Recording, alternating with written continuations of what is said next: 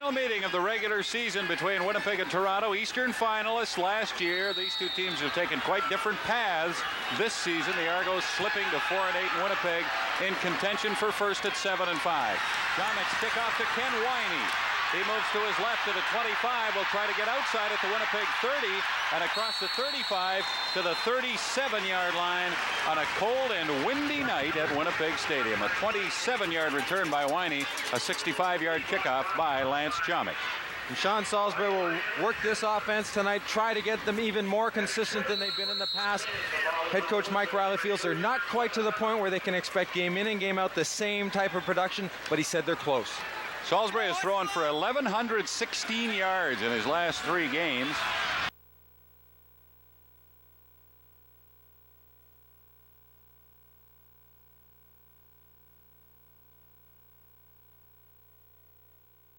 Early picked off Don Moen and Holmes, a couple of Toronto linebackers, both in the area. Well, they're bundled up at Winnipeg Stadium. Neil, tell us about the weather change from yesterday to today. Yesterday afternoon, Bob, as you very well know, it was beautiful. It was 29 degrees Celsius, sunny. It would have been a beautiful day to be on the golf course. It would have, yeah. Today would be a beautiful day to be in the house by anywhere but on the golf course. It has taken a dramatic change. The weather, very windy as you saw, and it's into the Bombers' face in this first quarter. Salisbury again for Jesse over the middle, same play as the first time, and again Salisbury, whose passing accuracy last week against Hamilton wasn't what it had been in the previous 4 games, a little bit off on both those throws. You've mentioned about the wind. It's very strong, and it's going to be gusting, which will make it even stronger. Not only is it going to be tough for Cameron and Harper to kick into it when the time comes, but it affects the ball when it's thrown. So I think going into the wind, the shorter passes will be more successful. Leading punter in the CFL, Bob Cameron, kicked very well into a win against Hamilton last week. Not so well with it. 3rd down and 10, Bombers at their 37. Good snap to Cameron. And he hits his usual good wind kick. Fumbled by Clemens. Does he get it back at the 50 of Toronto? Yes, he did. Mike Clemens running up to catch that punt. Couldn't handle it, but the Argonauts got it back. John Kangemi coming back from a separated or dislocated shoulder. It was his left one. It was still bothering him about 2 weeks ago. I think it's still a little bit sore. It has to be. That type of injury takes a while to heal completely. Rob Prodanovic down.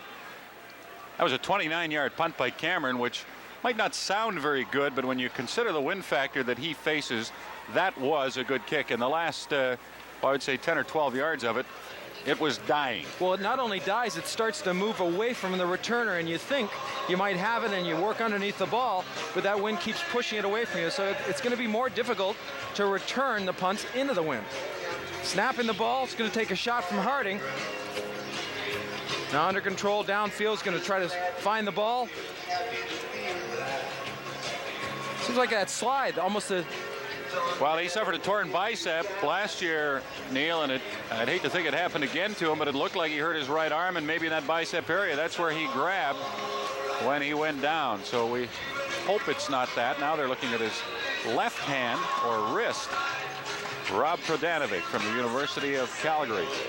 You know, you talked about Kangemi not being completely healthy last week. I think the Argonauts, too, were a little bit shaken up as a team over the Gilbert Renfro situation. Kangemi had some things to say about it. He wasn't sure it was the wisest move that the Argonauts could make to give away one of their top quarterbacks. It's always frustrating when a friend of yours leaves the football team. Well, we talked with Mike Riley before this game about the wind and how it changes a coach's strategy. The biggest effect, of course, is on the kicking game. There are so many things that come into play. The no yards becomes a major factor in the game all the time. Changes what you're going to do, kickoff return, what you might expect from the other team, how you're going to have to play a bounding kickoff or a bounding punt. Maybe the onside punt comes into play. A whole bunch of other things start happening now. It adds some strategy. It's not always a lot of fun to see all that kind of stuff, but it does add some things like that. Toronto Argonauts have had a miserable year on offense, but their first play of this game, a run by Terry Underwood, perhaps gives them some encouragement. A 13-yard gain down to the Bomber 47. This is Underwood again, and he's hit by Michael Gray at the 45, spins off to the 44-yard line. Underwood playing for injured Gil Fenerty. Big shoes to fill, but Bob Obilovich said he's very impressed by this young fella. 5'7", 195 pounds. He said he's more like a cannonball. Likes to hit the hole, hits hard, but has that quickness to scoot through them. Wagner College is in New York. Underwood sets all sorts of records there in his career. Second down and 8 from the Winnipeg 45. This is Underwood on the toss to the right side to the 40 and into the 37 of Winnipeg. He will be close to a first down.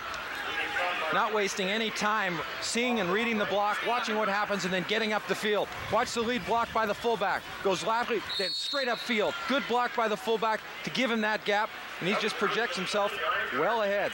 Talk about Hudson. Winnipeg linebacker Tyrone Jones says, we watch Warren Hudson because where he goes, the ball goes. Bombers have not been able to stop it thus far as the Argos are at the Winnipeg 36 with a 1st and 10. Underwood again carrying, and he's down to the 31 for 5 more yards.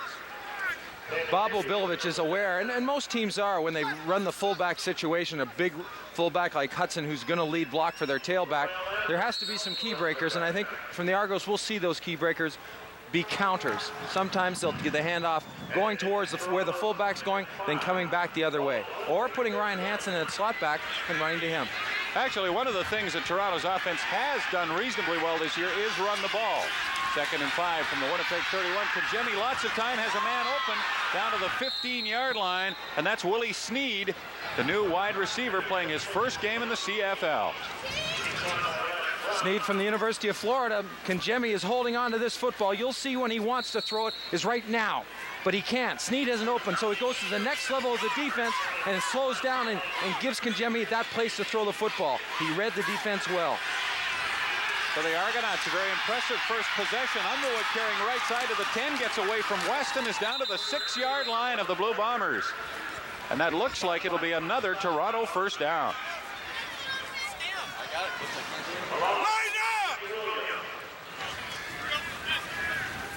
Bobby talked about Underwood having some success in college. His last year he had 1,900 yards, which was 1988. But again, look how he gets outside, then sees what's happening downfield, and wastes no time on making a decision on where he wants to head to. And as you can see, he can break tackles. Argos on the verge of opening the scoring. 1st and goal at the Winnipeg 6-yard line. Kajemi to Underwood. Tyrone Jones catches up to Underwood from behind and brings him down at the Winnipeg 4-yard line.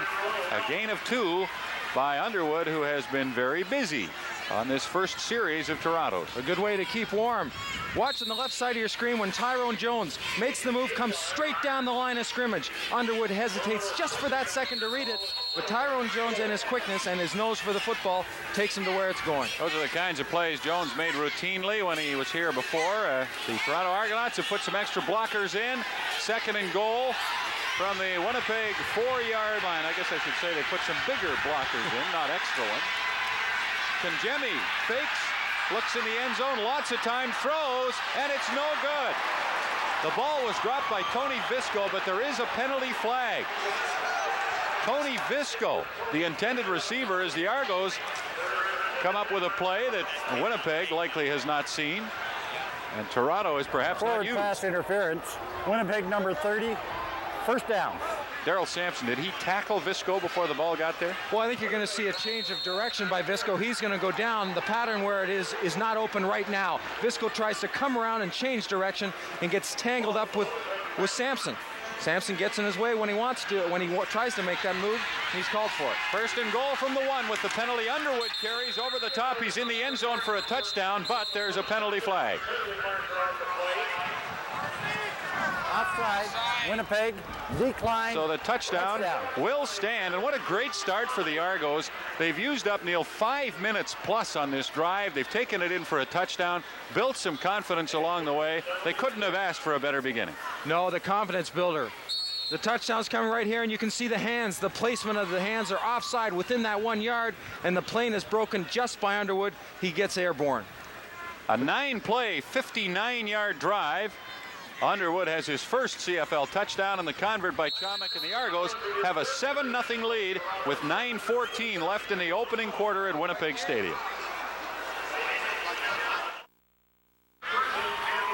6 minutes left in the first quarter at Winnipeg Stadium. Toronto 7, the Blue Bombers Winnipeg, first and 10 at its 14-yard line after a Toronto punt.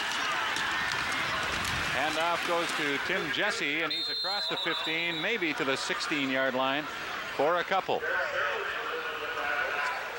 On that punt, Harper was very, very lucky to get the ball away. Very low, he makes the adjustment. First quick step, and Ali just reaches out. He's going to the point where he thinks the ball is going to come off Harper's foot. Just a little bit of a misjudgment. Usually you see Rod Hill get close to the opposition punts for the Blue Bombers, but Mustafa Ali coming oh so close to giving Winnipeg something to get excited about. 2nd and 8, the Blue Bombers at their 16-yard line. Salisbury, pressure, looking for a screen, and it's intercepted by a diving Bruce Holmes. He's at the 20 of the Bombers and into the 19-yard line. Well, Bruce Holmes is in danger of losing his spot on the team when Willie Pless returns. Now they're having a discussion over whether or not it was intercepted, but that's what has been ruled. And Holmes comes up with a great effort on defense. Holmes leads this Argonaut team with 62 tackles. It looks like Salisbury setting up a screen. Sees allows the rush to come in, then wants to get someone coming over the middle. Holmes makes that diving play, just playing back a little bit, then watching the football. Straight back, now back a little bit more like you're in trouble. Argo ball. At the 19 of Winnipeg, Underwood carries, bounces off a tackler inside the 15 to the 13 of the Blue Bombers. Tyrone Jones made the stop. Underwood continues to run effectively. And if they can continue this scheme in the first quarter, it'll help them a lot going into the wind in the second quarter, when it really will be important. Rick Johnson at the Toronto bench, wondering if he'll get to play tonight. Not if John Conjemi keeps playing the way he's played. 2nd and 5. Argos at the Bomber 13.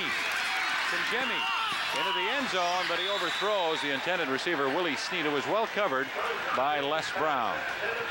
Good job by that offensive line picking up the stunts and those 3 linebackers we talked about in the opening. West, Jones, and Battle, they'll try to create a lot of problems with the offensive line, switching off the blocks, who's got who, and then getting the jump on them. That time, excellent job.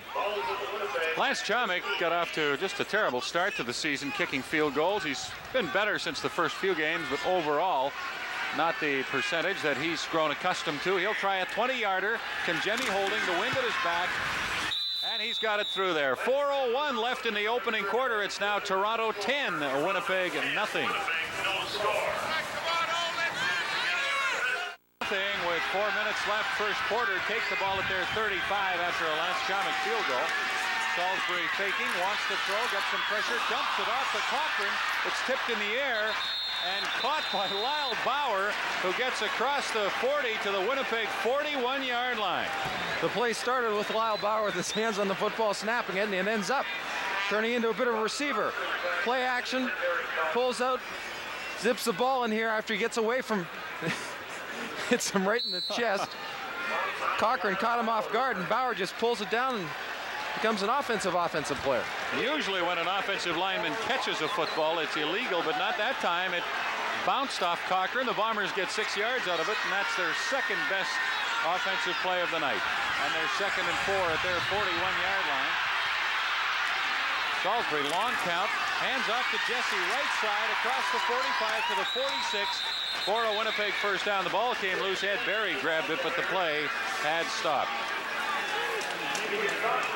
Good hits on the Argonaut defense. A little bit of a Statue of Liberty action. Jesse's going to cut straight upfield, and bingo, right here. He is straightened up by Floyd Salazar, making his first start at that safety spot. If he keeps knocking people down like that, I think he might find himself a job. Salazar, a rookie from McGill. Young man, the Argos think very highly of. 1st and 10, Blue Bombers at their 47. Salisbury again to pass. Gets away from the heat and gets it off complete to Rick House at the 50. And he is hit hard by Doran Major at the 50-yard line. John Salisbury has been the Blue Bombers quarterback uncontested all year long. Jesse back after missing 2 games, along with Cochran in the backfield.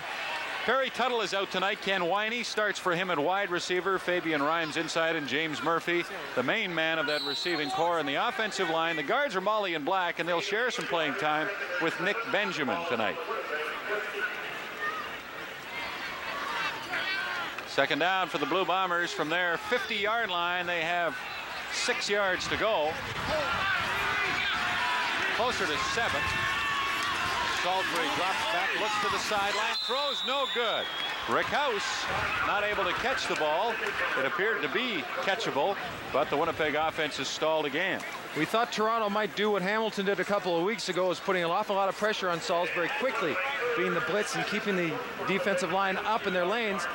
So far, they've relied basically on that front four, and a darn good one, and then dropping back and taking the coverage away. Little question, this is a fired-up Toronto team, not the same one that came in here in August and got beaten 34-6. Third down and almost 7 for the Bombers. They had 2 men onside behind punter Bob Cameron. Mike Riley told us to look for this tonight, kicking into the wind, and Cameron hits a great punt into the wind. Michael Clemens fumbles it, and it's picked up back at the 20-yard line by Sneed, who will try to go wide right and won't get there. He's down at the 23.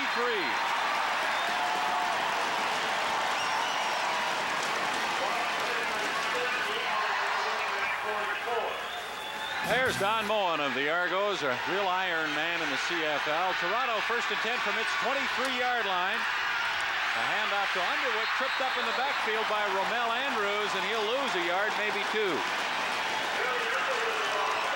There's that Winnipeg defense hitting the gaps. Interesting at the snap of the ball, Warren Hudson signals to Underwood, almost like you're going to our left. Figured there was no place to go, right in the heart of the play. Romel Andrews is standing waiting. Andrews in the last month has been as good as anybody on the Winnipeg defensive line. 2nd and 11, Argos at their 22, toss to Underwood, and he's hit at the 25-yard line after a gain of 2, maybe 3, as the Blue Bombers come to life a little bit. Having run the ball successfully is Tyrone Jones, back in a Winnipeg Blue Bomber outfit and happy to be here. He's really now considered the 5th rusher. When he was here before as the rush end, where Williams is now playing, he came all the time except occasionally. Now he is a legitimate linebacker and becomes the 5th blitzing man. You'll see him drop off into the flat, and actually last week picked one off for a touchdown.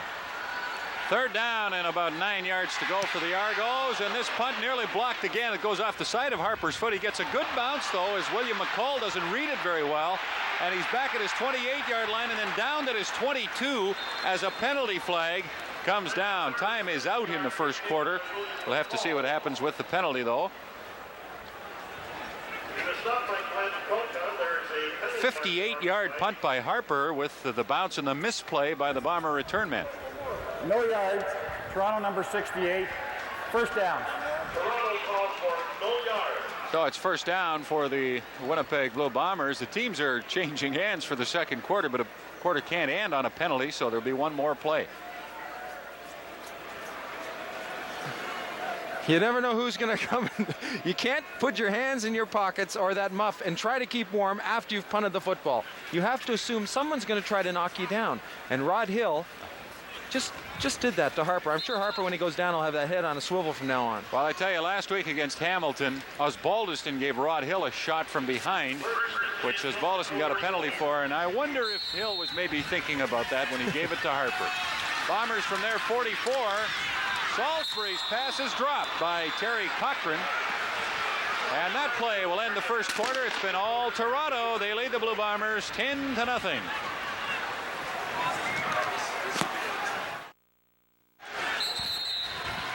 Toronto coach Bob Obilovich says his team must win this game to keep alive any hopes of finishing higher than 3rd in the CFL East, and they're looking good right now, leading 10-0 as another pass, well thrown by Sean Salisbury, is dropped. This one by Ken Wynea. It's a cold night, 2 degrees Celsius, difficult night for receivers, and the Bomber receivers are having a difficult night. Well, this is one of those nights, and I think it's that time of season where the receivers, and I'm sure you're going to see an awful lot of them, will start wearing those types of gloves, whether the sticky ones or the neoprene skin diving type of glove, because that'll make it a little bit easier to catch the football in most cases. Bob Cameron will kick with the wind for the first time in the game on 3rd and 10 at the Winnipeg 44-yard line. And he doesn't hit it very well. It's an end-over-end kick, but he gets a big bounce down to the Argo 14-yard line. Mike Clemens has it back to the 19. Good coverage by the Blue Bombers. A 53-yard punt by Bob Cameron. A part of the Bomber football program that has improved, that Mike Riley believes is going to even still get better, has been the special teams, and he attributes a lot of that to some of the personnel that have been there and continue playing, and Ken Haley, who's been quite a spark for them. So the Argos now will deal with moving into the wind.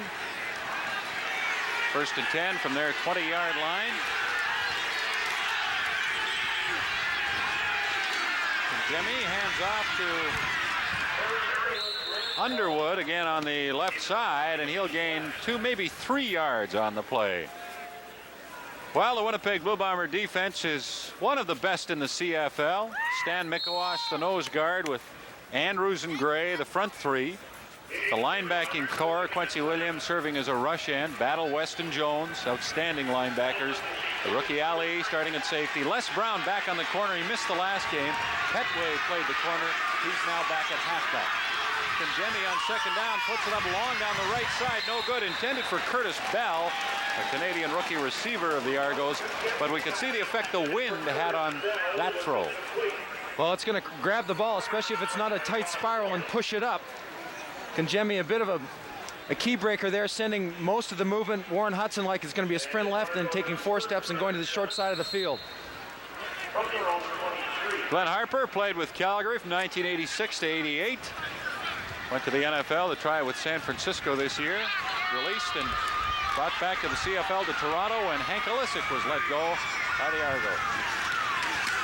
Harper just gets it away, almost blocked again, and a short kick. William McCall picks it up at the 44, goes back and returns to the 44-yard line, so he'll have no return on a 22-yard kick. 13 minutes left, 2nd quarter. The Winnipeg Blue Bombers 1st and 10 at the Toronto 43-yard line. John Salisbury puts it up long for Buster Rhymes. He collides with Brazeley down near the goal line. The fans here at Winnipeg Stadium would like to see a penalty call, but none occurs. Good position on Buster Rhymes, working inside out. Carl Brazeley takes and turns and run. You'll see his head turn around right about now, because I think his defensive players are yelling, ball, ball, ball, making him understand and aware when the ball's in the air so he can make that adjustment. Again, the ball carried and floated a bit because of that breeze, or wind, not a breeze. And that's just the kind of incidental contact you'll see between a defensive back and receiver. They would like to get Buster Rhymes the football. Tremendous athlete, but he has not produced the kind of big plays the Bombers have looked for. He's been hurt a lot. Salisbury again looking for Rhymes. Rhymes, though, can't get turned around, and Salisbury was really hit as he delivered the ball, and I don't think got as much on it as he wanted. I think it was Chris Gaines from the middle linebacker. He's moves away from that middle linebacking spot on occasion, and then picks a gap if he's freed up. In other words, no responsibility. And you're right, he drilled Salisbury. Gaines, another newcomer. He's playing his 2nd game. Big linebacker, 6.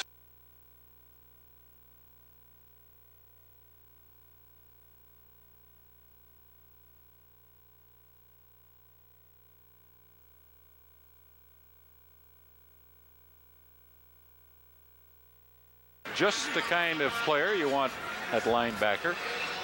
Well, Don Moen, I was going to say he doesn't get hurt very much. He does get hurt, but he never misses any games. He's played hurt for about the last month and a half. This is his 131st consecutive game tonight.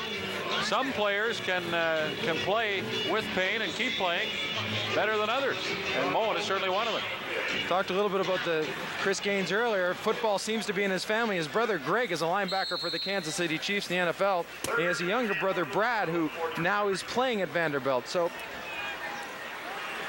I guess that family, mom and dad, have gone to see an awful lot of football games in the last few years, huh? Gaines, a 5th-round pick. The Phoenix spent some time there with Tyrone Jones a couple of years ago. 3rd and 10 Bombers at the Argo 44-yard line. Bob Cameron to punt with the wind. Doesn't get a very good snap and has to hurry the kick, trying to angle it out of bounds, but it goes into the Toronto end zone and through. And that'll be the Blue Bombers' first point of the night. 3 minutes into the 2nd quarter. It's now Toronto 10. And Mike Riley's Winnipeg Blue Bombers with 1.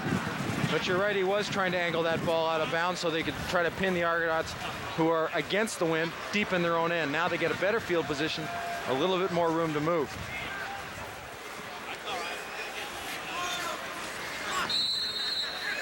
Bombers used to be really dominant here at Winnipeg Stadium. At least they were for most of the 80s. Last 2 years, not so much so. They were 6-3 at home last year. They're 4-2 at home this year. The Argos 1-5 on the road in '89.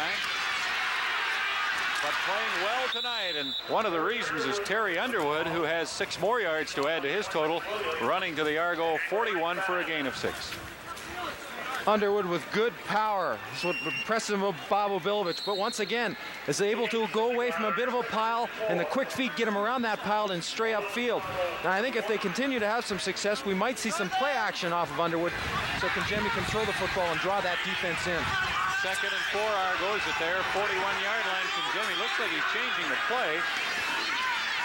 There's a toss to Underwood left side. Flags all over the place. Underwood has the first down up to the 46. But penalty flags down, and Bob Skimp, it appeared, the left guard of the Argos, moved before the ball was snapped. Just a bit, too, but he was caught. Illegal procedure, Toronto number 64, 2nd down repeated.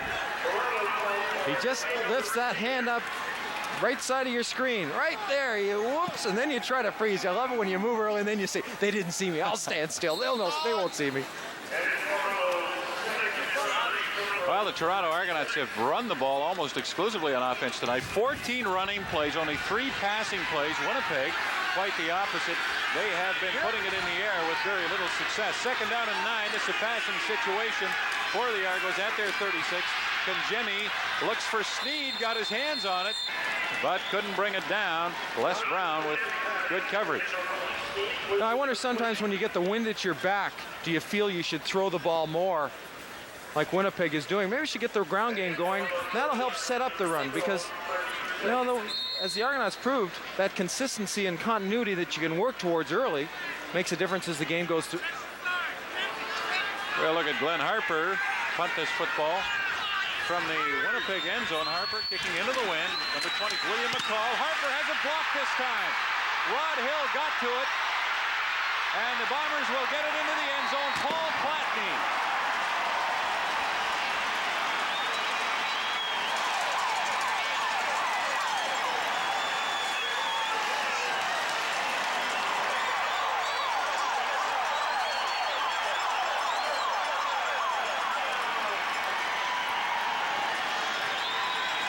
Mr. Block, the Argonauts are going to have to do a better job on the line, and Harper's going to have to quicken those steps because he's taking too long to get the ball off, and Winnipeg is taking advantage of it. As soon as they find it, they're going to score.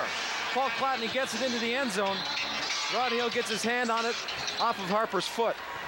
And the Kennard convert, if successful, will make it a 10-8 game in the Argos' favor. Kennard makes it. We have 10 minutes, 25 seconds left in the 2nd quarter at Winnipeg Stadium.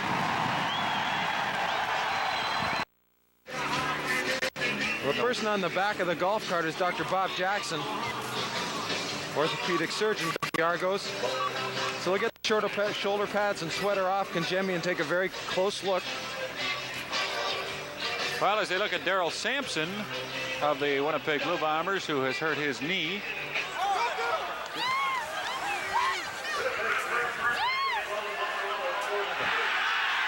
Rick Johnson with his 2nd series, and he hands off on 1st down. And the Bombers, Quincy Williams and Greg Battle, put an end to that carry very quickly. It was Mike Clemens carrying the ball.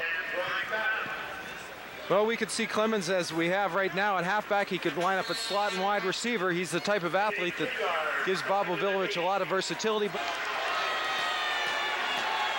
2nd down and 8. Argos at their 32. Rick Johnson, will he put it in the air? Yes, he will. Down the right sideline.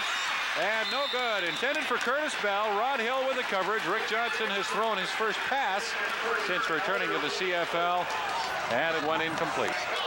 Bob Obilovich impressed by Rick Johnson's physical shape when he came into camp just last week. Says he's in good shape. He's about 10 pounds lighter than he was, but he's not in football shape, and there's an awful big difference. Obilovich's career record against Winnipeg, 8 wins, 10 losses. Glenn Harper to punt on 3rd down and 8.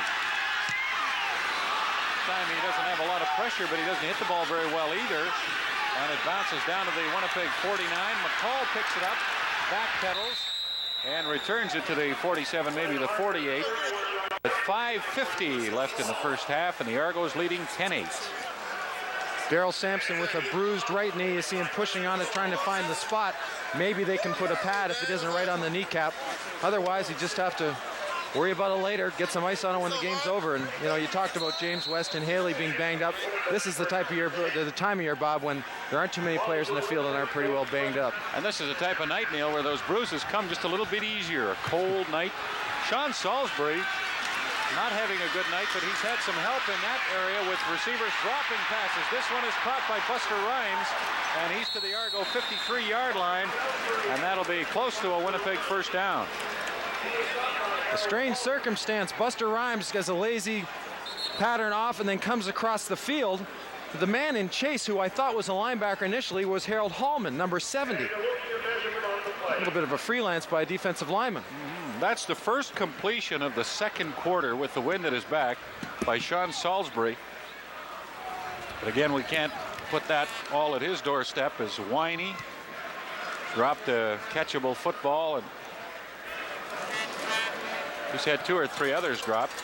Salisbury having an outstanding year, his first full year in the CFL. Throwing for 3,258 yards already, 24 touchdowns. Mike Riley, a native of Wallace, Idaho. Looks on, gives the gum a pretty good working over. Second down for the Blue Bombers and a yard to go at the Argo 53-yard line.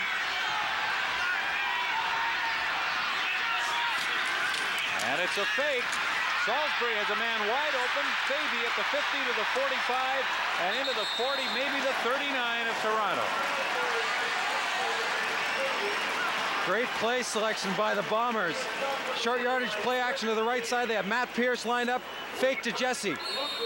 Salisbury knows he's not going to have a lot of time to throw the football. Faby sort of takes a step inside to where the flow is going, then back out to the flat. You could sense they weren't going to run the ball. They've done this a lot this year, but if I had Faby wide open, here's Jesse on a draw play, and he finds nowhere to go at all. Rodney Harding and Harold Hallman were just 2 of the Argos standing in the hole that Jesse was supposed to run. Rodney Harding comes into this game with 5 sacks, and over the year, he's had a heck of a time with Chris Welby. They've had some great battles. I think it's about even right now, half and half. So this is the rubber match between not only the teams, but those 2 players. Randy Faby gets a little equipment work at the Bomber bench. Salisbury on second and long throws intended for James Murphy, no good, around the 30-yard line of the Argos. That's the first time tonight that Salisbury has gone to his big play man, James Murphy. Just a quick 3-step drop, tries to string the ball in there. And Trevor Kennard now will get a chance to finish off the drive with a long field goal. But Kennard will be helped greatly by this win. Harold Hallman is shaken up on that last play. The Bombers all set to come out of the huddle and line up and kick the field goal. But Hallman needs some attention. 10-8. The Argos lead. They jumped out to a 10-0 lead in the first quarter. Well, it's been frustrating for that Argo coaching staff this year. Talking to Dennis Myers just in the airport, and they said that, you know, the changes, you can make changes to make your football team better, but then there are changes that you shouldn't have to make, and that's from injury, and that doesn't lead to continuity. And he was saying that he had his son's birthday, turned 15 on Saturday, had the party on Friday night, lots of fun, and football gets in the way sometimes. President of the Argos, Ralph Sazio, just moved out of the picture. He's on the right of your screen, and I talked to him before the game. Neil, he said, hey, we believe we still have a good football team. We get our receivers and Gil Finnerty back healthy and get one of our quarterbacks to take charge. We think we've got a shot at it. And why not? Kennard will try from 51 yards. Cameron puts it down, and Kennard makes it.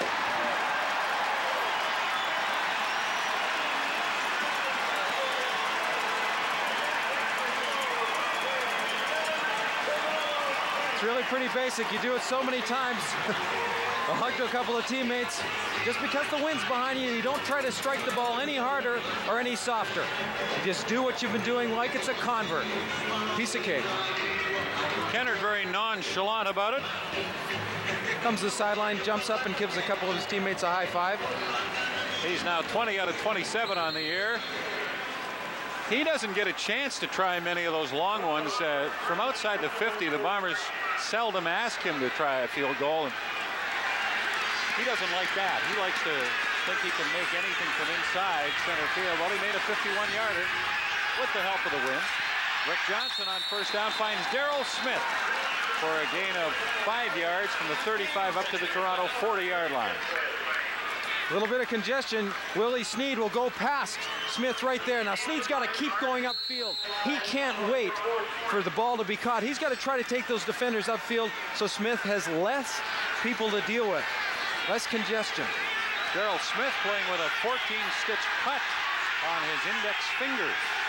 Second down and 5. The toss goes to Underwood, left side, hit at the line of scrimmage and stopped for no gain. Romel Andrews making the first hit. Good lateral movement by the defense, and that's how you stuff the run. 2:50 left until halftime.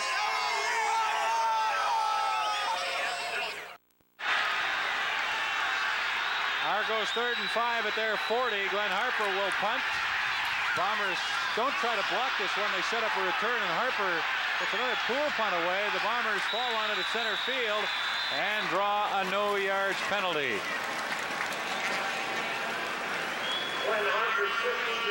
2:29 left in the first half. Winnipeg leading 11-10. No yards. Toronto number 68. 5-yard penalty. First down. It's funny, you just never know who you're going to meet at a football game.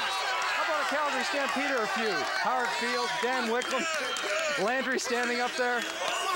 Danny Barrett's just to his right, or his left, our right, with the brown jacket. Terrence Jones sitting down.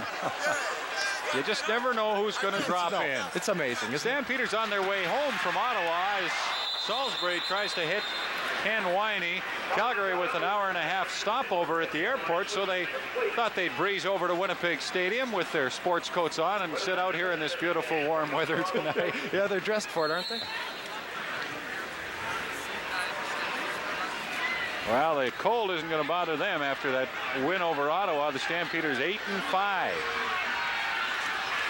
Second down and 10, Blue Bombers from the 50 of Toronto. The pass intended for Murphy, James Murphy. But Ed Berry had the best chance of catching it as Glenn Kulka got some pressure on Salisbury. Want to get into Salisbury's face, especially in the short drops. Make him throw the ball before or after he wants to. As Bob O'Billoy said, we want to make Salisbury have a bad game. We don't want to rely on anything. Let's make him have a bad one. Rob Prodanovic will snap the ball. He hurt his wrist in the first quarter, but he's still in there, sending it back to Bob Cameron, who'll kick again with the win.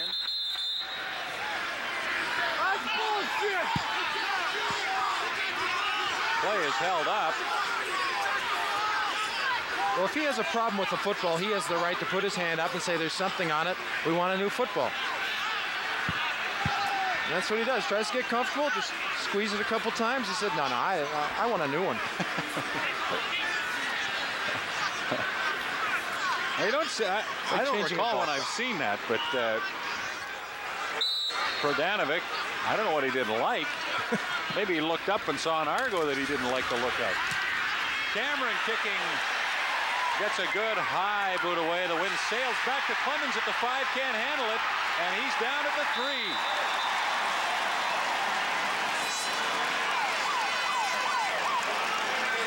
Great coverage of the special teams. Prodanovic still working. You see that wrist just hanging there. He snaps the ball, turns a little bit sideways. It looks like he's trying not to use his hands, obviously. And Gaines is just pushing him away, doing a good job of keeping him away. You can see him, again, keeping that left arm tight to his side. 2:10 left in the first half. Winnipeg leading 11-10. Tough spot for Rick Johnson, and he hands off to Underwood, who carries for 4, close to 5 yards. We had learned that Underwood is now sometime in this first half, a bruised chest, and that's bothering him a little bit labored, maybe his breathing, and of course when your chest is sore. Tell me something. Harper's kick is low and not far.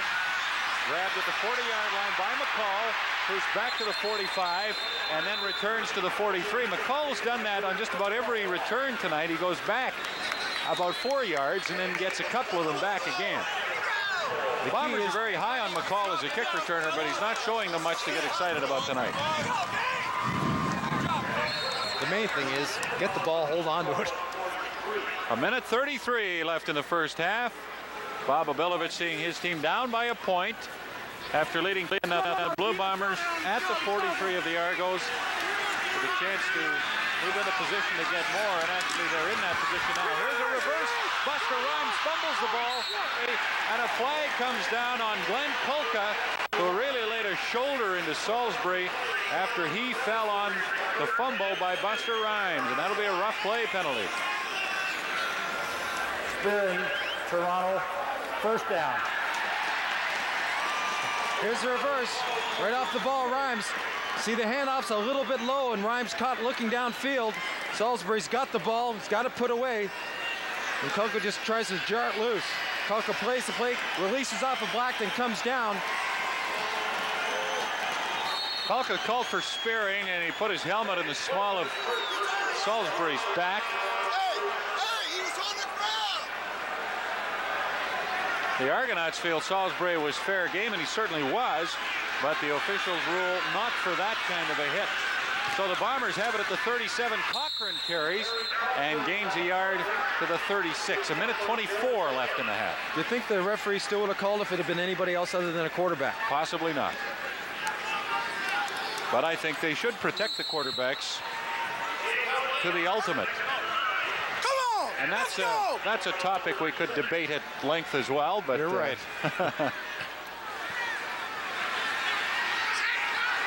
Second down for the Blue Bombers, 9 yards to go at the Toronto 35-yard line. Salisbury calling an audible, and it took them too long, and Winnipeg will be hit with a time count violation. Time count violation. Winnipeg number 12. Third down. Well, if you're not happy with what you see when you get to the line of scrimmage, you should change it. And he tried to. They just took a little bit too long in the huddle. Got to get out of the huddle in 4, 5, 6 seconds, so you at least have 12 on the ball, so you can make those changes if the defense has given you adjustment, or you can take advantage of something. So the Bombers don't run that offensive series in real sharp fashion. And Trevor Kennard comes on to try a 42-yard field goal with the wind. A minute 3 left in the first half. Bob Cameron puts it down. Kennard has it right down the middle. And Winnipeg has a 14-10 lead. Kennard hit that ball so well, he could have moved back another 20 yards. He kicked it right out of the end zone on the fly. We watched him before the game. He and Chomick kicking with the wind and belting it through from 55 yards or more. Of course, we, over the years, have often watched kickers belting them through from amazing distances before the game. Always a little bit easier, but with this wind, I would think any kick inside between the 40 and 50 becomes a lot easier than it would be without the wind. Oh, sure, you get a nice full rotation on that ball. It'll carry. Rick Johnson will start from his 35. He still has time to do something with the ball if, in fact, the Argos go that route. Underwood dropped it, I believe, and Johnson just didn't make the exchange with Underwood, maybe. And Johnson winds up running with it and gaining a yard. Well, that's heads up. If you can't get the ball in there, quarterbacks are often told, if you can't get a handoff, take it and follow the back up the hole, and that's exactly what Johnson tried to do. No sense of taking a chance of maybe getting it to your running back. Pull it away and stick your nose and get up the hole where the running back was supposed to go. Second down and 9. Argos from their 36-yard line. And Johnson again with a little trouble in the exchange. He finally gets it to Underwood, and he gains a yard. The lack of repetitions in the relationship, not only with receivers and throwing the ball, but turning out, handing the ball off. He reverses out. He's coming back. He expects it almost to be a little bit closer. Those are all things that come with not having been with the same team, worked on with it, at least for a couple of weeks. Well, and the concerns that Obilovich had about Rick Johnson and that Rick Johnson himself had. 20 seconds left in the first half. The clock is running. The Blue Bombers have 11 men on the line. Only one back as they'll try to get to this Harper punt. They blocked one already tonight. It looks like they're setting up a return. Harper gets a good one away. William McCall at the Winnipeg 35. A flag comes down as McCall runs it back to the 40. That'll be a no yards penalty against Toronto. 1 second left in the first half.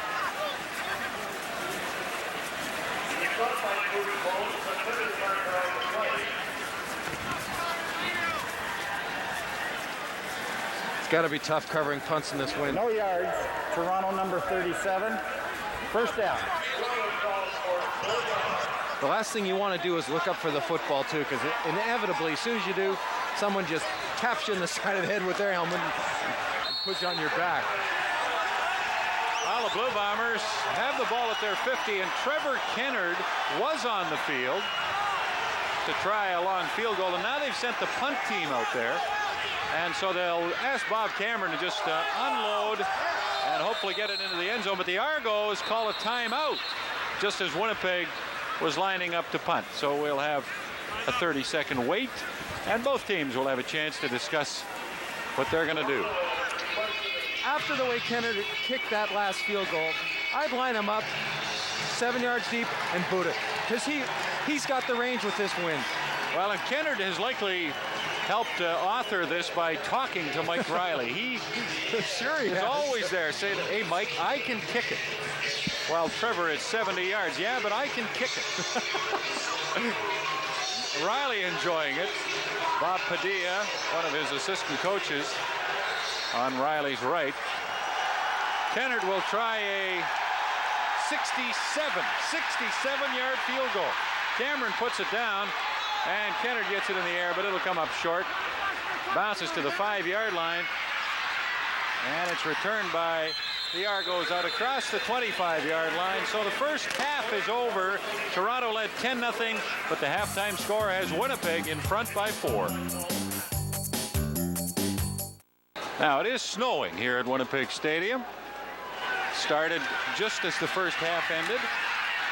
And the Bombers' Rod Hill gets to the football on a kickoff by Kennard, and Winnipeg will have it at the Argo 34. What a great way for Winnipeg to start the second half.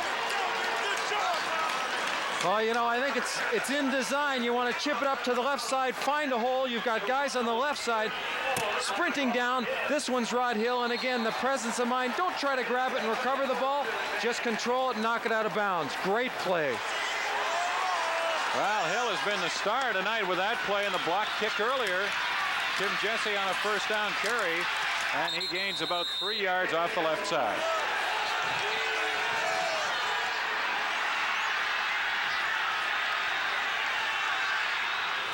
Rod Hill wasting no time getting warm after making a good play. Randy Faby can't catch the football at the 25-yard line, and Sean Salisbury has a right to be disappointed.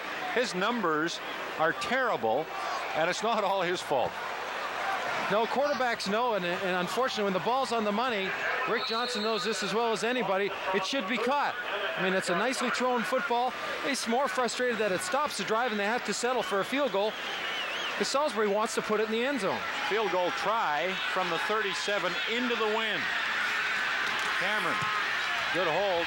Kennard, now the ball just blew away from the post. It was heading for the uprights, and the wind just grabbed it and held it out. Brazeley picks it up at the 5 and gets to the 9-yard line. Well, that's the most dramatic effect we've seen the wind have on the game tonight. Well, the ball just accelerates, obviously off the foot, goes up, reaches its height, and then stops. Cameron's done a good job, by the way, all night of pinning the ball, because the snaps have been a little different. And here we go. Whoa, back. Kennard needed to drive it more than that, but I mean, on a calm night, that one has the distance easily, but the wind just grabbed it and took it away from the upright, so the Bombers can take advantage of the outstanding play by Hill on the opening kickoff of the second half. And Mike Clemens will carry on first down. Breaks a tackle or two and gets close to a 5-yard gain. Greg Battle made the stop. Bob Obilovich and assistant coach Ellis Rainsberger at the Toronto bench. What a difficult spot this is for Rick Johnson. Guy hasn't played in over a year. The weather's cold. You know, you're down by 4 points. It's just really difficult. But what a difficult could turn into great if he can pull this out. Oh, it's storybook stuff. At least it has that potential. Second down and 6. Argos, Winnipeg 14. Clemens again, left side. Flags down. Looked like the Bombers were offside as Clemens runs up to about the 18 of Toronto. Clemens in at halfback now for Terry Underwood. And if Clemens can keep that hamstring intact, not pull it, he could be the difference in this second half. Offside, Winnipeg number 76. Second down repeated. Because not only is he a good ball carrier, but he's good out of the backfield and very difficult to cover.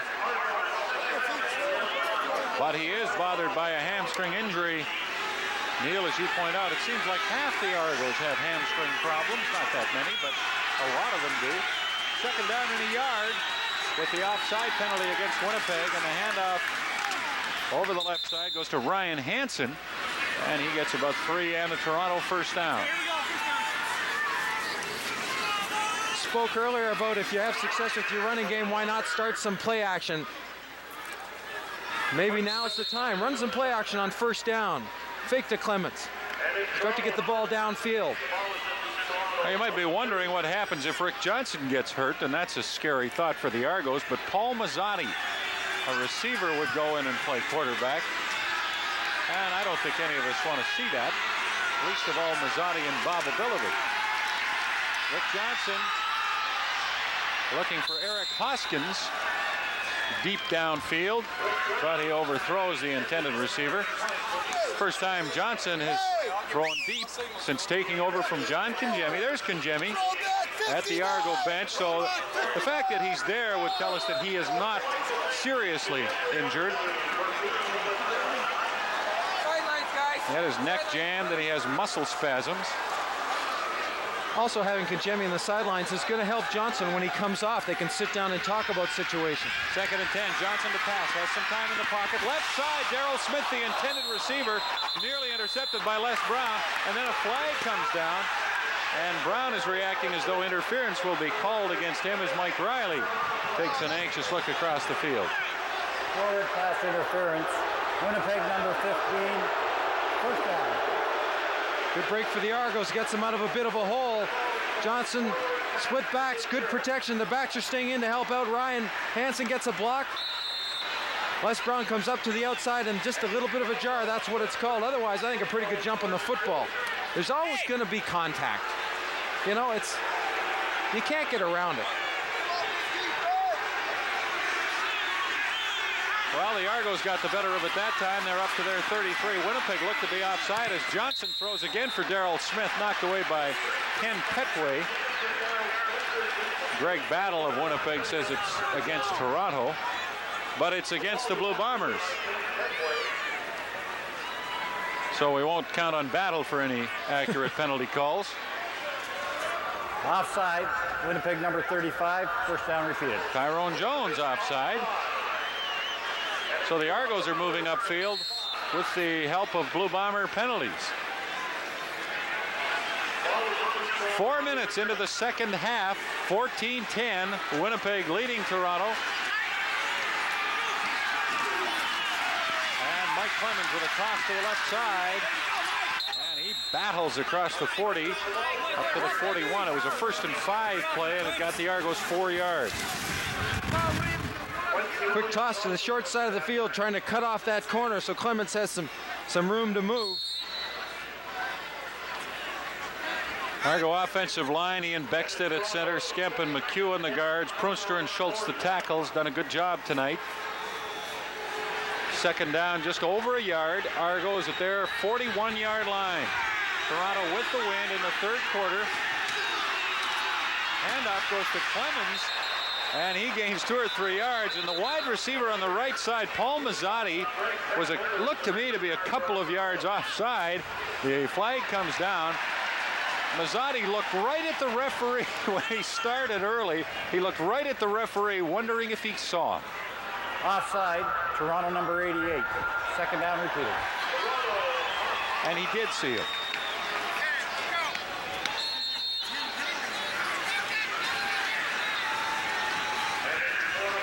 Well, they're staying warm at Winnipeg Stadium any way they can on a night that started out at 2 degrees Celsius. 1 degree Celsius now. And there is a very light snowfall here, but you really can't see it. Johnson looking for Willie Sneed on 2nd down and 7. Pretty good throw by Johnson, but it was broken up by Les Brown. Well, it was a good throw. Any other place it might have been picked off because Les Brown was right exactly in the spot where he had to be to get a jump on the football when it was thrown. Actually, Johnson looks like he's throwing the ball fairly well. Hasn't been able to hook up with anybody yet. He's always had good zip in the football, though. Yep. Harper kicking. Winnipeg's receivers again way back. They let it bounce. Down to the 12-yard line. Ken Winey has it there. He'll go wide left or try to, but the Argos, Glenn Kulka having nothing to do with that. 9.5 minutes left in the 3rd quarter.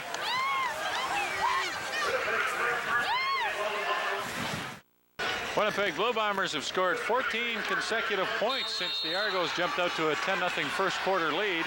9.5 minutes to go. We're in the 3rd quarter. Bombers at their 9-yard line. Working into the wind. The handoff goes to Jesse on the right side. And he gets to the 15 for 5 or maybe 6. And that was Terry Cochran and not Tim Jesse.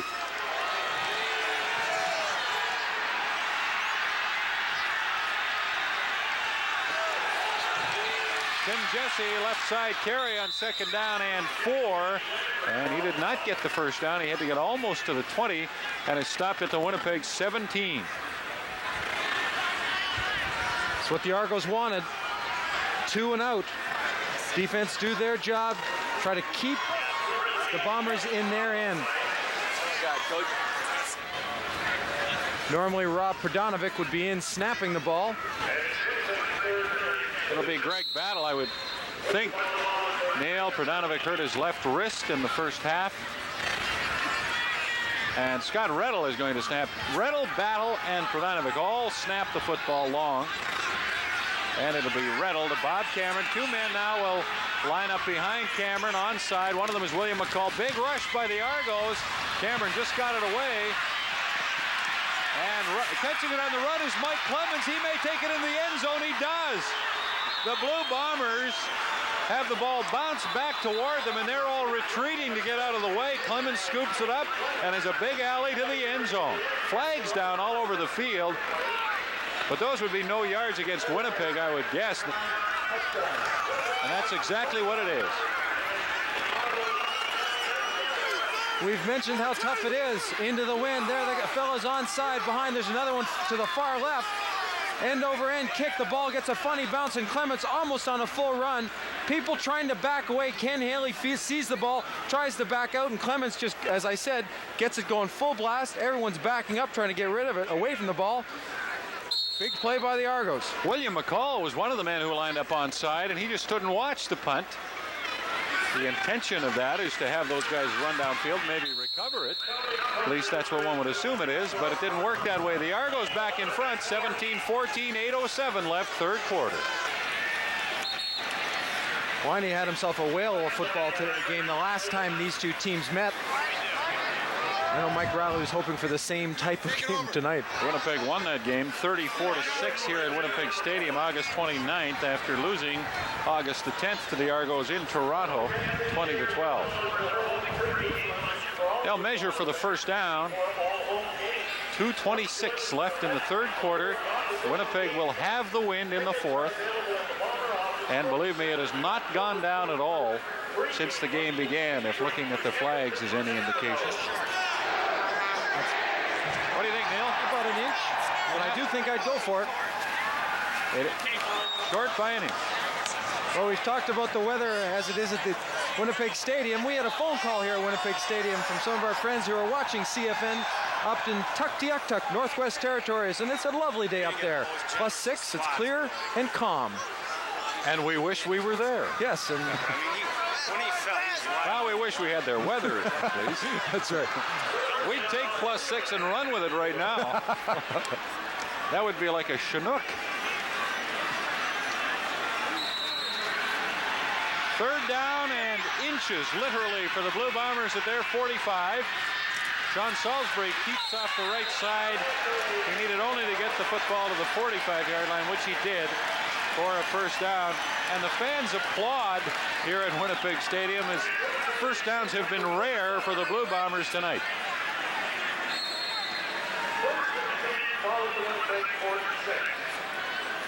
As in rare, 4 first downs.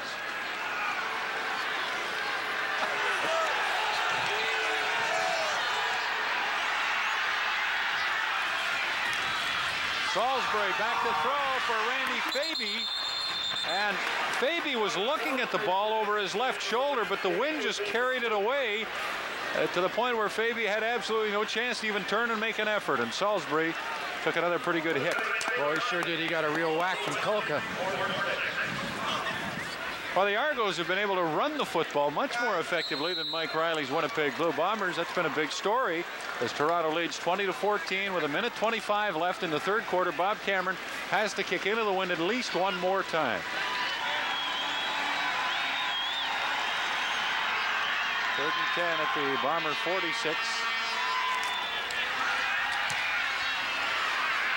Cameron's kick bounces this time to the Toronto end of the field. Clemens with it at the 34-yard line. And he's surrounded at the 38 with 1:02 remaining in the third quarter.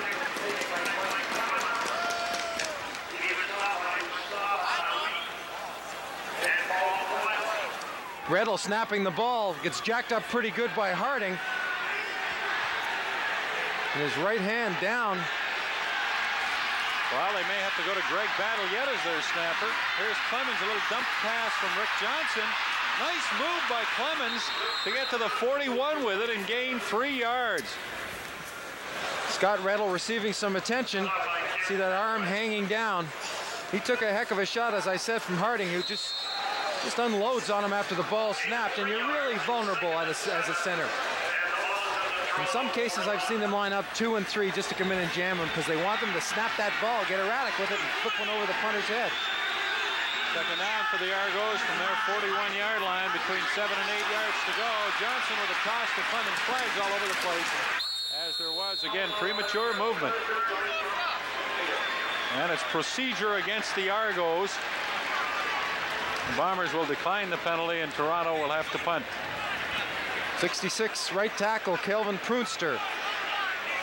Now you see, I think Winnipeg wants to take the penalty so they can run out the time here and have Toronto punt into the wind. Illegal procedure. Toronto number 66. Second down repeated.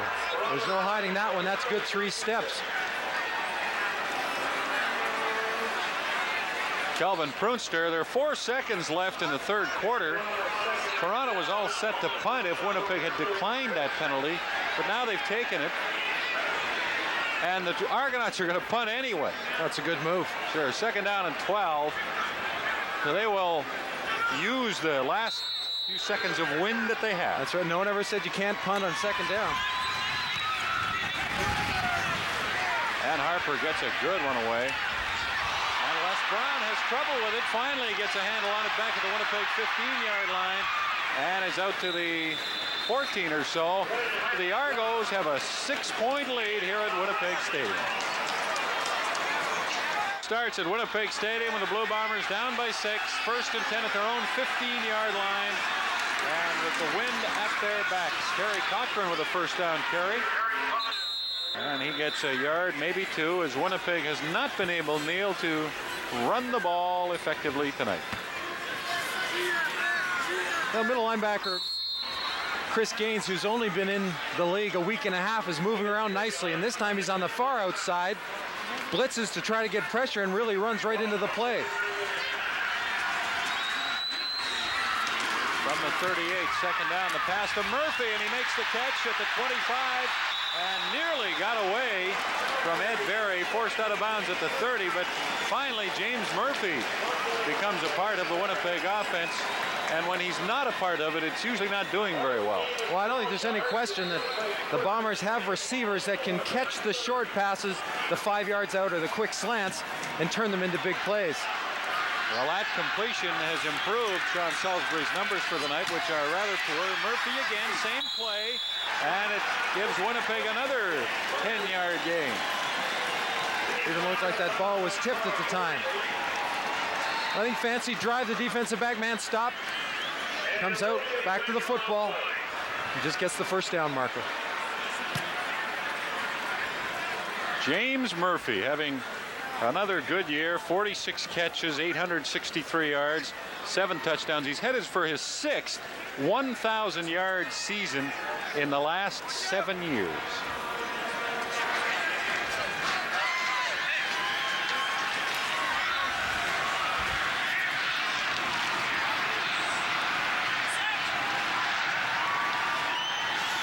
This is the final game of week 13 of the CFL season. They measure for the first down, and the Blue Bombers are just a little bit short.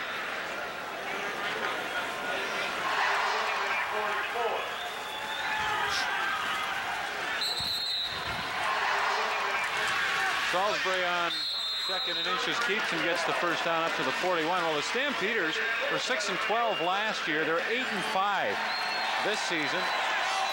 Great turnaround for them. And Saskatchewan, with that heartbreaking loss against BC last night, a great win for the Lions. It keeps them in the playoff picture in the West. Wasn't that a wild finish? And you know, you look at the referees and they take a lot of criticism. Last night they made 2 very big calls and good ones. And Matt Dunnigan was something else. Salisbury throws to Murphy. He can't hang on. Ed Berry hit Murphy just as the ball hit his hands. And Murphy couldn't bring it in. But Salisbury now, Neil, looks like he wants to work James Murphy. Well, a receiver tries to catch the ball away from his body, as Murphy did, but sometimes as soon as the ball gets there and there's not quite enough time to put it away, a good jarring tackle, as Ed Berry did right there on Murphy, will knock it loose, and especially when it's a little colder. You don't have the same kind of touch in this weather. Not anywhere near. Salisbury, pressure, gets it away, and it's knocked down by Moen. Actually, it almost knocked Moen down. No, that was Benjamin. Well, trying to get a little heat on Salisbury. Gaines comes up, Moen drops off, and it paid off in that situation. You know, this Argo defense has played awfully well this year when you consider their offense hasn't done a lot as far as holding on to the football in possession. They've only given up on an average 22.3 points per game. Second only to the Edmonton Eskimos. The Eskimos have the best record in that regard, Neil. 18 a game, and Toronto right behind them. Scott Rettel will send it back to Bob Cameron on 3rd down. Not a great snap, but Cameron moves over and catches it and then gets a good kick away. Mike Clemens returning, and he's hit at the 30-yard line and dropped. We're 2.5 minutes into the 4th quarter.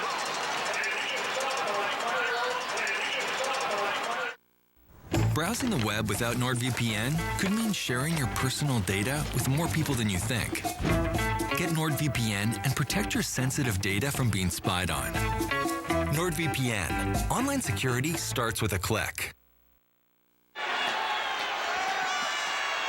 Straight from the bank to Winnipeg Stadium.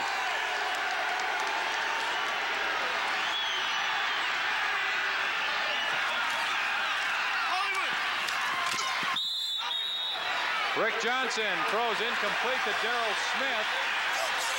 Smith thinks he had it. Well, I think he had it too. He had control of the football and he started to turn upfield, and Petway laid a shot on him.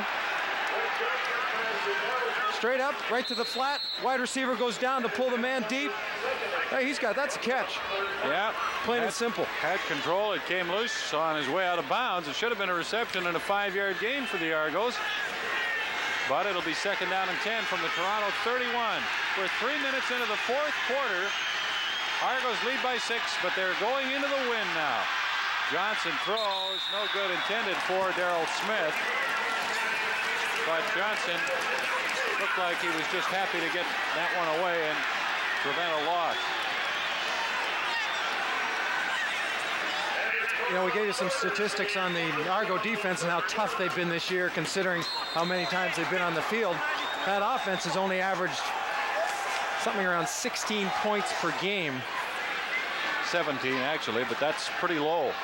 16, 17, 18. That's not good enough. Well, that's been one of the big stories, and they don't have a first down into the wind tonight, the Argos. As Harper gets set to kick into it. And he gets a pretty good roll out of it. But the Bombers will have good field position at around the Toronto 47-yard line.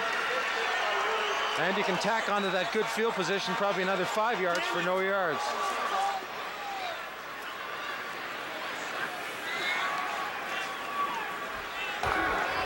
No yards, Toronto. First down. But Toronto's defense, which has been a strength for them all year, continues to play well tonight.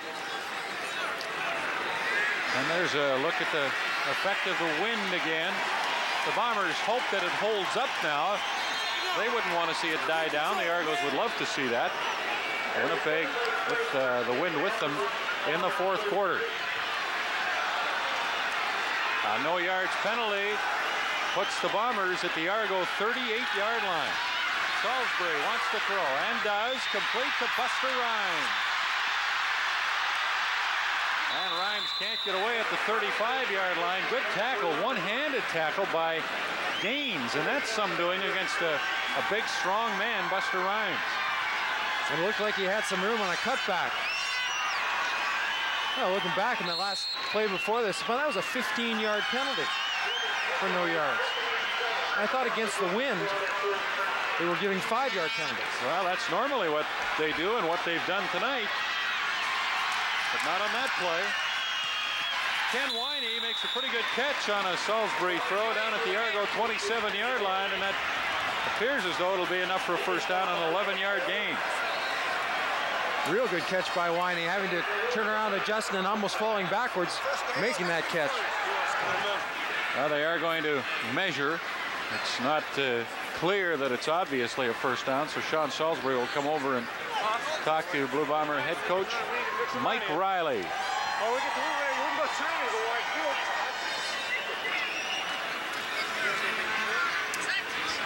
You know, the interesting thing about the Argos is Winnipeg gets a first down. Argos have played two of their best games this season against the Edmonton Eskimos. They beat them early and then could easily have beaten them in Edmonton a week later. So I think that it kind of tells you that they've got some talent in Toronto, if they could just get it all together. Well, I don't think there's ever been a question that they've got the tools. They're trying to get them all lined up at one time and healthy. And even when they were earlier in the season, they had those receivers. Those guys were dropping the football. So it's been a combination of things. First down, Winnipeg, a run up the middle, Tim Jesse, and he gets 3, maybe 4 yards before Gaines and Holmes hit him very hard. Well, I'll tell you, very hard doesn't quite cover it. Gaines and Holmes are in that hole, and smack. Holmes straightens him up, and Gaines finishes him off. Well, you watch Holmes play tonight, and you wonder how they could ever take him out of that linebacking group on the return of Willie Pless. Salisbury back to pass. Looks in the end zone for Rhymes. And he can't get it. Made a good effort looking over one shoulder and then twisting around the other way. But not quite. 9.5 minutes left, fourth quarter. Toronto 20, Winnipeg 14. See Salisbury come off. He took another real good shot from Kulka there. He's taking a beating tonight.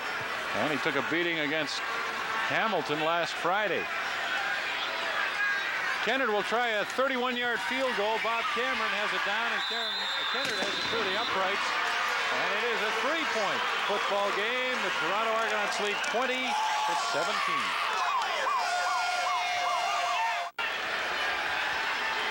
9 minutes, 10 seconds left in the fourth quarter at Winnipeg Stadium. Is it possible the Bombers will play overtime for a third week in a row? Let's not rule it out. Here's a reverse to Willie Sneed. And Greg Battle has him lined up, and then he gets hit hard by Ken Haley. and stopped for no gain or maybe a yard. Shows you the quickness of the Winnipeg defense and their ability to pursue even when they get drawn to one side. I think the one thing I would most fear with Winnipeg is when you do run a play like that to come back into the pressure. Guys like West and Battle flying over there, as Doran Major on the Argonaut bench. Pulled hamstring. We don't expect to see him again. 2nd and 9. Rick Johnson draw play. Clemens will try to get outside, works it back inside, breaks tackles, first down Argos, up to the 48 of Toronto. The first down of the night for Toronto while working into the wind. And Clemens comes up with a little bit of a limp.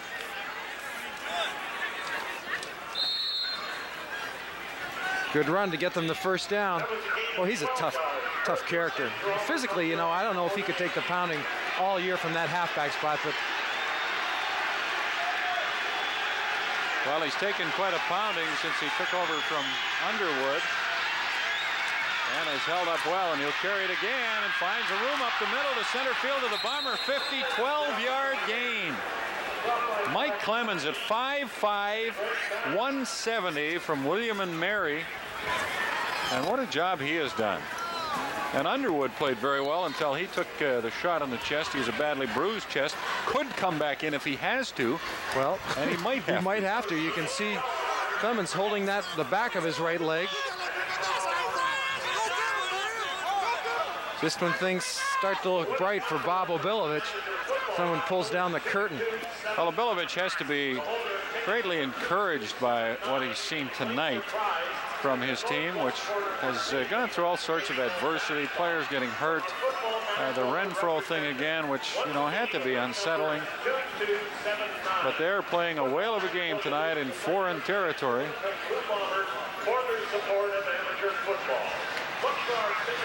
And they've surpassed their season average for rushing per game tonight without Gil Fennerty. I think that's a tribute to the offensive line. Neil, they have really opened some room for Clemens and Underwood and Warren Hudson on 1 or 2 occasions. And not against an easy defense either. No. 1st and 10, Argos, Winnipeg, 57 minutes left in the game. Johnson swings it out to Hansen with Tyrone Jones pressuring Rick Johnson. But Johnson didn't throw it very well or very accurately. It goes incomplete. Well, we're seeing some of the flexibility the Argos do have in their offense with Hudson at fullback. They can put Brian Hansen, who sees duty at both the fullback and the halfback spot, but is not uncomfortable running out of that tailback. Rick Johnson showing a good presence on the field right now. His passing numbers won't be great, but his generalship is looking good. 2nd and 10, handoff on a draw play. Ryan Hansen, and he gets 5, maybe 6 to the Winnipeg 44-yard line, leaving Toronto in a 3rd and 4 position. 6.5 minutes to go, and the Argos with a 3-point lead. Glenn Harper will be asked to punt. Into the wind. And the Bombers will only send one man back.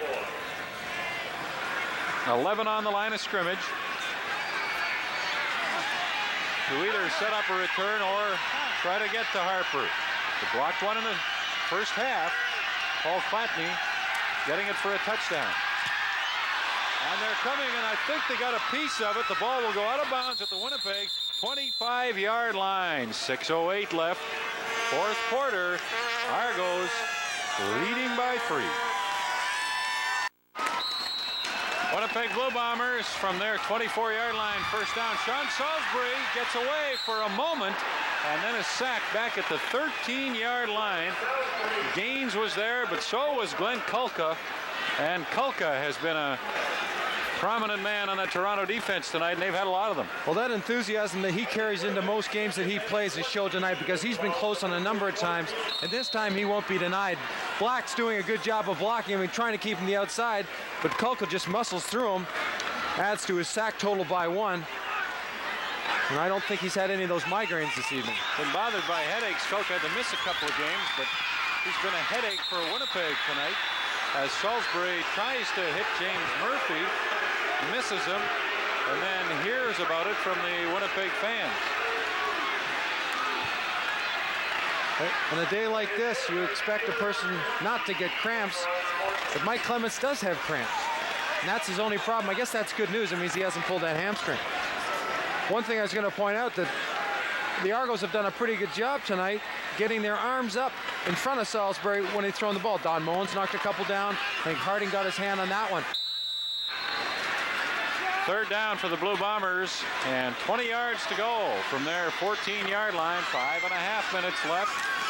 Bob Cameron kicking with the wind, and the Argos nearly got to it, and a flag comes down. I think they're going to be called for roughing the kicker as Brazeley has it at the Winnipeg 45 and into their 42-yard line. Toronto coming very close to blocking that Bob Cameron punt. Ryan Hansen is trying to state a fairly strong case, saying that he touched the football. Yet I haven't seen or heard of a ref yet that has listened to a player. Contacting the kicker, Toronto number 34. Third down repeated. So they get 10 yards further upfield to kick it again. Third down and 10 it'll be from the 24-yard line of Winnipeg. Cameron, you can see, picks it up a little bit on the pace. I don't believe the ball was touched, but Cameron was, and that's not an acting job. He took a shot. Ryan Hansen actually got pretty close to the football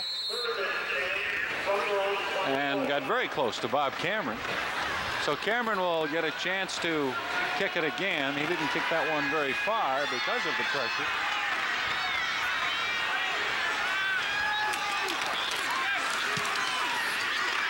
Better kick by Cameron this time. Brazeley with it again at the 44-yard line. Carl Brazeley finds good room across center field to the Bomber. 51-yard line. 4 minutes, 41 seconds to go. Argos 3 points in front.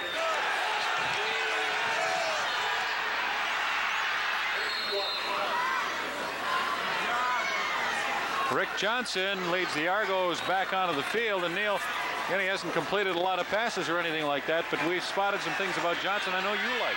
I think he's shown that he's been able to come into a situation like this, get his team through a tough time, and be cool while he's doing it.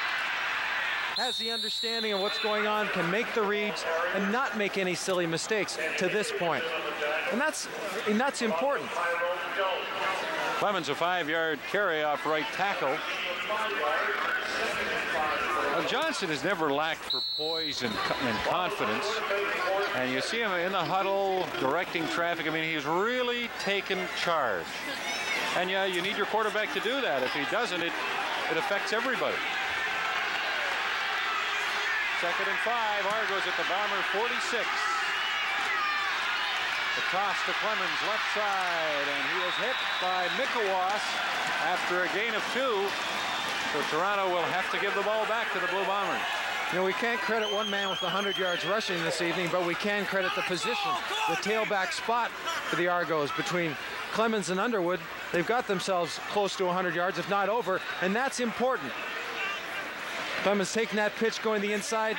The only thing he might want to change there is get the ball in the other hand so all the pursuit and the tackles aren't tackling the football. At least he can protect it if it's in his left hand. He's run tough tonight. Underwood ran for 78 yards, Clemens for 43, a total of 121 yards rushing between them as Glenn Harper gets set to punt on 3rd down. The ball at the Winnipeg 43-yard line. Bombers come with a rush. Harper, good kick into the wind. McCall has it bounce at the 14, hits him in the foot, and he's able to fall on it at the 13-yard line. 3 minutes, 2 seconds left. We're in the 4th quarter at Winnipeg Stadium. The Argos lead by 20-17.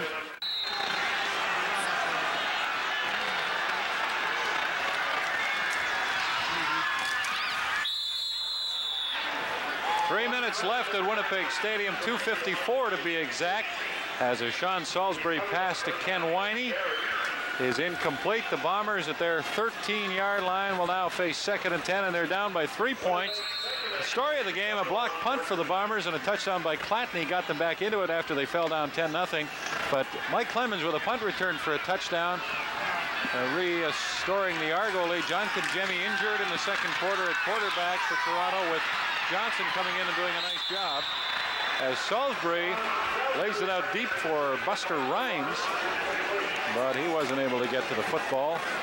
And a rather dejected looking Sean Salisbury, Bob Molly beside him, leaving the field. 2:49 left on the clock. Still lots of time for Winnipeg to get the football back again, but their offense has really been shut down tonight.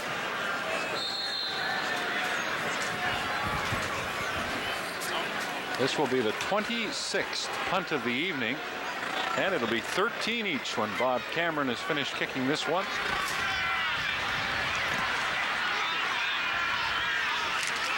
Good snap by Rettel.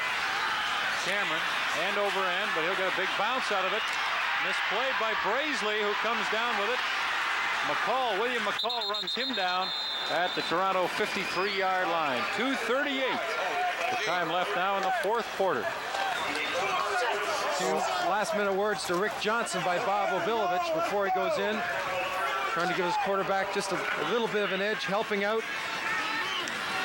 He wonder if the frustration's going to end for him this evening. Well, Bob Obilovich wondering all season long why everything has been happening so negatively to his team, but he's seen a great response from his Argos tonight in the face of much adversity and in a very difficult situation, injury-riddled, playing at Winnipeg Stadium. They haven't won the game yet, but they're playing like winners as Clemens sets a perfect example of that, running for close to 8 yards into Winnipeg's end of the field to the 50, maybe the Bomber 49. Hudson, good lead block. Clemens again showing us how quickly he can get the ball upfield. Battle takes on the blocker, who moves laterally, continues to try to keep the blocker off of him so he can get a shoulder or an arm around Clemens. And again, it shows you just can't guess or assume that you got him down. What a fabulous effort by Clemens. Second down and a couple. Argos, Winnipeg 49. Clemens again turns it inside and gets the first down for Toronto with 2:08 left. Argos up by 3 and a big first down.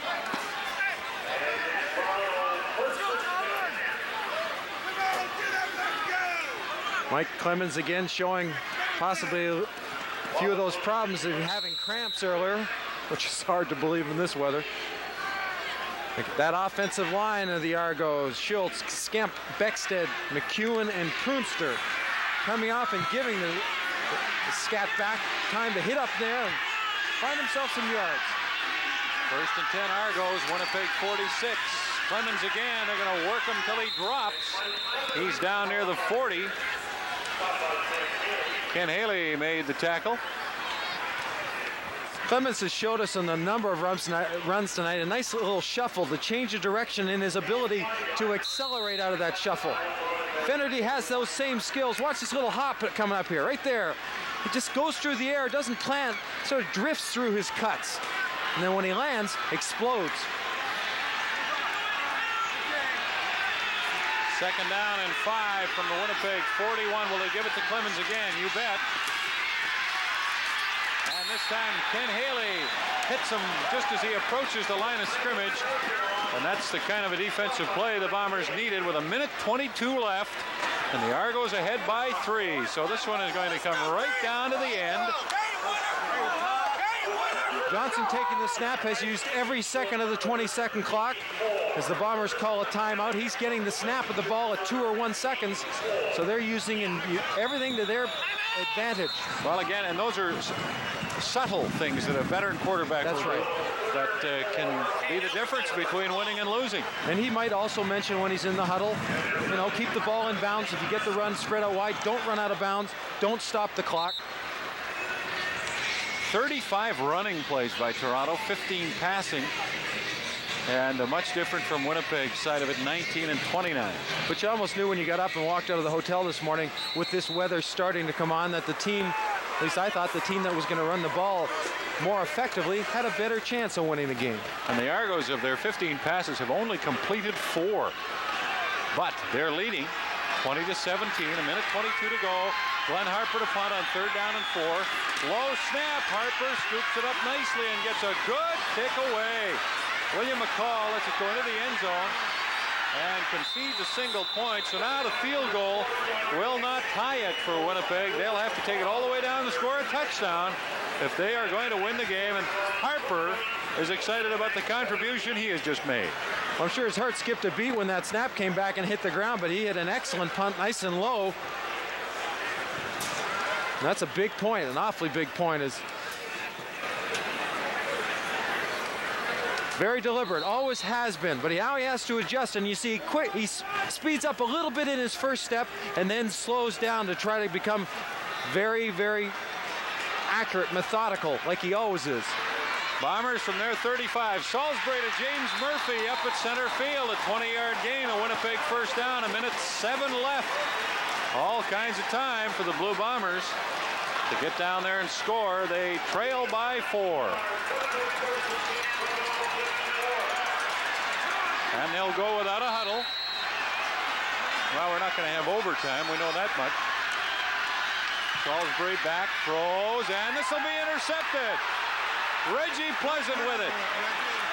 And that'll put the lid on it for the Argos. Pleasant back to the Winnipeg 46-yard line.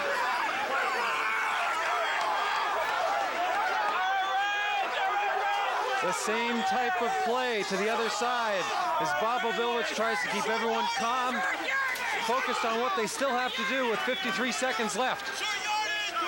Straight drop. Cochran steps inside to help out block. He's trying to run that post pattern, get inside. Collision with Winey and the other man in the secondary. And Reg Pleasant moves up from his corner spot. Crucial interception. That'll be his 6th. And he leads the Argos, and what a big one by Reggie Pleasant. The football back to the Winnipeg 46, 53 seconds left. Johnson hands off to Underwood, who's back in the game, and he adds another 7 yards to his total. There's a flag down. We could hear somebody yell face mask as Greg Battle escorted Underwood out of bounds. Well, Neil, you would know better than anybody what this kind of a win can do for a football team in the situation the Argos are in. Major foul, face mask, Winnipeg number 34. First down. Well, you know, when you lose, a lot of people begin to complain, and hopefully it's internal. If you've got some problems, you should know best to keep those complaints within your own little family, within the dressing room. A win can change things around. If you could put a win in a pill form, you'd be a millionaire. It is the best of tonics for teams that aren't doing as well as most people think they should be doing. And that's the other thing, you know, when there's high expectations for you and you're not living up to them, as the Argos haven't, then dealing with that is even more difficult. Underwood carries off the left side, and that penalty moved the ball down to the Winnipeg 23, and Underwood has another 6, maybe 7 yards, and we have another bit of a melee, and a flag comes down after that play. And, you know, the Bombers will be extremely frustrated at this point. They're about to lose their 2nd game in a row at home.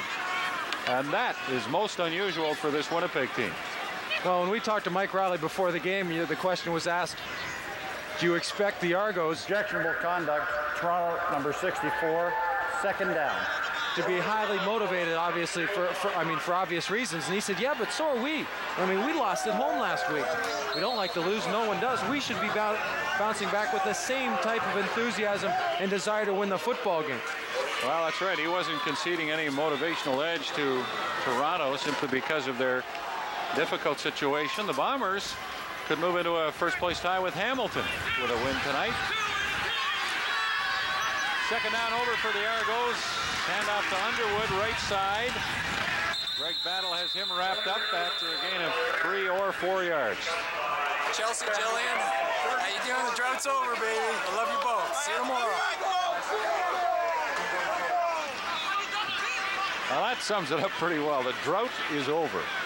I don't know if one win ends a drought, but in the Argos situation, it quenches the thirst, that's for sure. Oh, it's been a long time since they've been able to go into the dressing room and feel good about what's gone on and hop on a plane and not have a little bit of fun on the flight back instead of just sitting there as they've normally done, the past, just brewing over what has happened.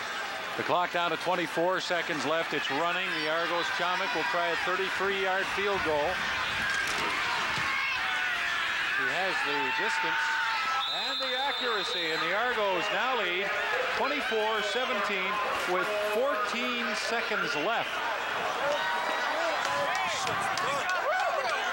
Wonder if the Bombers might ask them to kick off and hope for to break a kick return, but they won't. They'll take it at the 35.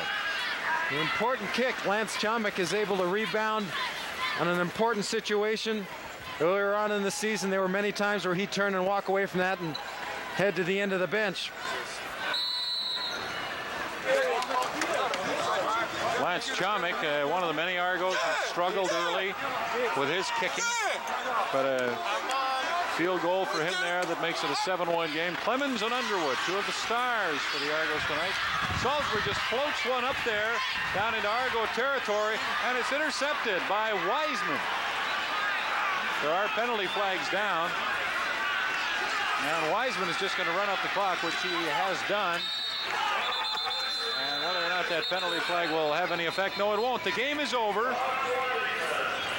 The official signaled that the game was over. I don't know if he saw the penalty or not. I guess not. Now we're going to get an indication. I like the procedure. Winnipeg declined. So Bob Ovilovich can breathe a little bit easier. What a great feeling for him to come in here and beat a good football team in their own backyard and put the Argos back on track.